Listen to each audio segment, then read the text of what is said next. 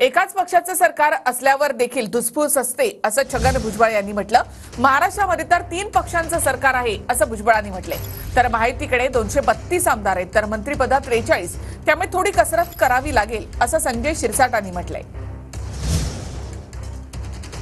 जेव्हा एकाच पक्षाचं सरकार असतं त्यावेळेला सुद्धा आपापसात असलेले आमदार ज्यांना मंत्री व्हायचे आहे त्यांच्यामध्ये सुद्धा धुसफूस असते।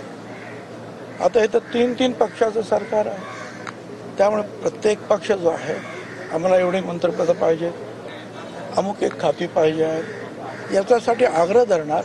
232 सदस्य हे महायुतीकडे आहेत आणि असलेली मंत्रिपदे हे एकूण 43 आहेत, म्हणून हे निश्चितच आहेत, यात थोडी कसरत करावी लागेल। अनेक जण सिनियर आमदार आहेत, अनेकांचा अनुभव आहेत, या सर्वांचा ताळमेळ बसवणं हे नेत्यांचं कौशल्य त्यांना ते दाखवावं लागणार आहे। त्या तिघातच गृहमंत्री, नगरविकास मंत्री, अर्थमंत्री कोणी व्हायचं, तर तिघातच रशिया युक्रेन प्रमाणे युद्ध सुरू झालं।